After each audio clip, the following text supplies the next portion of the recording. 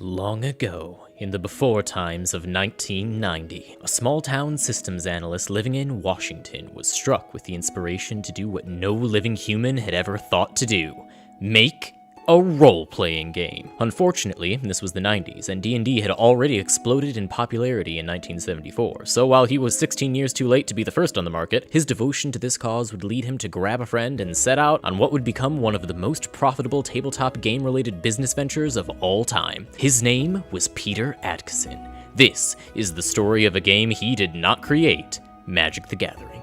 Wizards of the Coast started out as a tabletop role-playing game company founded in 1990 by both Peter Adkison and Ken McLaughlin, with the intention of making something capable of surviving in a world populated with huge blockbuster tabletop games like Dungeons & Dragons and Warhammer 40k. In fact, Peter was such a nerd that the name Wizards of the Coast came from a homebrew game of D&D that he was in, with the Coastly Wizards themselves being mages from a cabal that one of his party members was a part of. Their first attempt at a hit was with a brainchild of Peter's called the Primal Order, a religion-based expansion for no game in particular. Instead, the Primal Order acted as a lore book with guidelines on how divine beings could operate in your own campaigns, regardless of what the actual game you happened to be playing was. It even came with rules about how to implement its contents within dozens of other people's games, such as GURPS, Warhammer Fantasy, D&D, and Palladium. As you might expect, this is not an entirely legal concept, and the owner of Palladium sued them shortly afterwards to get the game out of this weird fanfiction. Not wanting the lawsuit to destroy his company before it could begin, Peter went out looking for another game to make money for the coast, and he eventually landed on a man named Richard Garfield. Dick the Cat had been in the tabletop scene for a while, and when Pete approached him, Rich already had a project in mind that he knew would make a lot of money. The game was called Robo Rally, and it was a board game centered around getting a bunch of manic robots with no self-preservation instinct from one end of the board to the other without letting them destroy themselves. As an idea, it was solid. The only problem was that it was a board game, which required manufacturing an actual board and game, but Wizards of the Coast were in the market of role-playing games, which could effectively be played with dice and hallucinogens. Pete took a look at all the pewter and cardboard necessary to produce an entire board game and thought,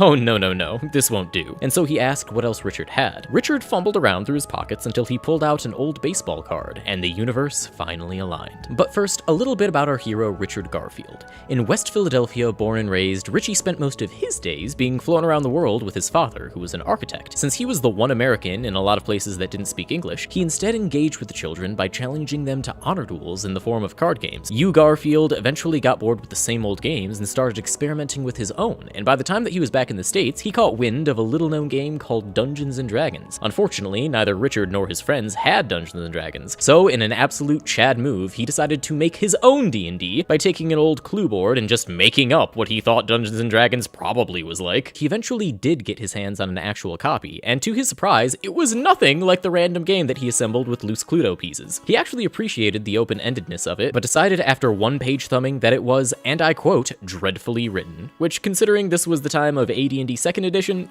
yeah. But returning to the present day of 1993, Richard had a backlog of ideas for games that he had gotten halfway through but never finished, just like the rest of us, and he eventually settled on a card game that took inspiration from a previous card game idea of his called Five Magics. Five Magics was a competitive deck game where each deck revolved around one of the 5 elements, and each element was represented by geographically diverse locations, as inspired by his own childhood travels. Richard took these core concepts, as well as an impactful favorite of his called Cosmic Encounters, and developed them into a game called Magic, wherein one player would assemble their own deck filled with creatures and spells that they buy out of a pack of random cards sorted via 5 different colors, each color representing both an element and a style of gameplay that every player could connect to. Red was for little monsters that were super aggressive, blue was the thinking man's color filled with mostly spells, green had big monsters but a lot of wind-up time, white was filled with healing and defensive magic, and black was for death, devil, evil songs. Originally, the game was supposed to just be called Magic, but since that's not a word that you can really trademark, Richard switched it to Mana Clash. However, all of his playtesters refused to stop calling it Magic, so he just slapped a White Wolf brand moniker at the end and called it a day. The game was set in the magical realm of Dominia, a universe of infinite potential that could set players up for endless stories, as well as set Wizards of the Coast up for endless expansions. In the beginning, there were only 150 cards, 30 for each color, and each and every one of them needed their own fancy art piece to go with it, so Peter Adkison went out into a field and pulled up some Cornish artists for help. But, not having the funds to pay them for their time, he instead offered up actual shares in his wizardly company, which would go on to make some coin unicorns very buttery. Still, Peter was hopeful, and as he looked upon his initial playtesting, he could see instantly how this game was going to be a hit, and he told Richard that, if executed properly, it would make us millions. He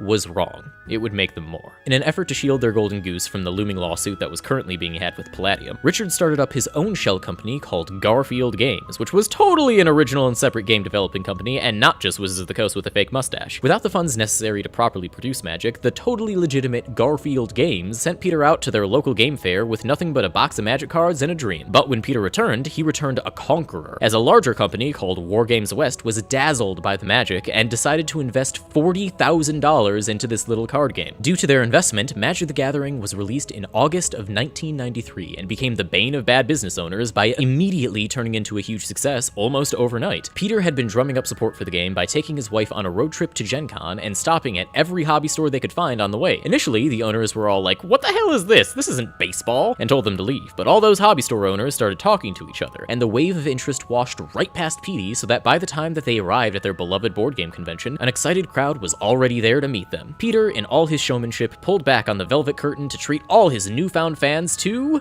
an empty parking lot, since the shipping truck was running late. Richard Garfield showed up at about this time, wondering what the heck happened, and the two spent an entire day anxiously awaiting the arrival of a game that they could only hope will sell well. Luckily for them, the shipment finally arrived, and cards poured out the back of the truck onto a voracious fanbase to be. In the span of a 4-day convention, despite losing one entire day to the whims of a truck driver with Wanderlust, by the end of Gen Con, all 2.5 million cards had been sold, and within the next 2 months, Rich and Petey had completely sold out their entire stock of 10 million cards. To say that MTG was a hit was the understatement of the age. Wizards was having such a hard time holding on to their stock that they were legitimately refusing to advertise their own game out of fear that the demand would completely overtake their supply and crush them in the resultant black hole of capitalism. Right away, the company got to work on making more cards, and in December of 1993, MTG came out with their first official expansion, Arabian Nights, which brought the infinitesimal 150 cards up to 242. Initially, Richard didn't really comprehend the enormity of what he was tasked to create with Arabian Nights, since at the time, MTG was just a really popular game, and making an expansion was seen the same way as making an expansion for any other game. He was just making optional rules that you could ignore if you didn't want them. With that mindset, he planned to create purple and black covers to differentiate the cards and make it easier for people to get into the game without having to buy everything. But instead, fan outcry was immediate and decisive. Expansions would become a part of the core game, and that was that. Instead, to mark the cards as a different expansion, Richard put a tiny little scimitar on the side of the Arabian Nights cards, thus creating the very first set symbol of Magic the Gathering. In addition to adding more cards to the pool for players to grab at, Richard decided that it would be a good idea if those cards did new things as well, and so he threw every new idea that he could think of into the expansion, from cards that let you steal your opponent's cards, to abilities that could be activated by either you or your opponent, to powers that rely on coin flips, to creatures that heal you when they deal damage. Truly, this was the Wild West of MTG. And to keep up with the popularity, after one expansion came another, and then another, each one adding hundreds of new cards with new rules and even coming with a storyline for fans to follow, explaining why the focus was shifted to a specific plane of existence and that plane's heroes. In an effort to organize the chaos of having multiple new sets of cards released per year, specific sets were released in blocks of 3, all designed to take place in the same plane with fewer new cards released at a time, just so that they could manage the immense popularity of their new game. For half a decade, Magic the Gathering was the ziggurat of wealth within the TTRPG space, with tournaments being set up throughout every tabletop convention under the sun. It was commanding respect from games like Warhammer 40k and even the game that inspired it all, Dungeons & Dragons. In fact, in 1997, TSR, the company that made D&D, tried to fight back against MTG's popularity with their own collectibles game called Dragon Dice. We all know how that story goes, and Wizards of the Coast acquired TSR soon after, when the company crash-landed into financial disaster. And speaking of financial disaster, you can't have such immense success without finding yourself surrounded by copycats, and Magic the Gathering was soon accompanied by dozens of other collectible card games, all trying to collect their own slice of the pie. A lot of them fell into obscurity, but one of the big competitors, a TCG for some dumb new show called Pokemon, was created by a Japanese company called Media Factory in 1996, and while they initially had Wizards of the Coast selling the game in the US for them, Nintendo chose to cut ties in 2003 once their foot was in the door, since Wizards was, you know, their main competitor. 3 years later, another weird anime show spawned its own card game called Yu-Gi-Oh! In 1999, and while Magic was able to keep its hold on the States, Yu-Gi-Oh! Grew to eventually conquer the entire Eastern Seaboard, becoming the most popular card game outside of North America. Despite the increased competition, Magic wasn't showing any signs of slowing down, and at the turn of the millennium, their power over the free market drew the attention of an ancient beast, the Soulless One. In 1999, Peter Adkison sold Wizards of the Coast to the Soulless One, and Richard Garfield absconded soon after. Since then, Magic the Gathering has been on a steady path of success, releasing block after block, and eventually putting out not one, but 2 web services to play MTG online, one of which you may catch me play every so often at twitch.tv/DavyChappy. Now, this is where the official history portion of the video ends. Since their acquisition by the Soulless One, nothing monumental has happened to Magic the Gathering as a product, which is, I guess, what happens when competent people are running a company. Things get boring. And since the Soulless One has been careful not to rock the boat on its flagship product, picking apart tiny moments in the 20-year timeline would kinda be tedious. But luckily for you, I feel like the story of Magic's development cycle is more suited to when I eventually cover the in and out of game lore of the individual blocks of Magic themselves. So stay tuned for a whole slew of MTG lore videos that can give you the insight you need to keep up with those random neckbeards who won't shut up about wanting to tap Liliana. Until then, that'll about do it. Thank you all so much for watching. Let me know about the next history video that you'd like me to cover in the comments, and maybe support me on Patreon so that I can keep acting as a glorified text-to-speech device. But yeah,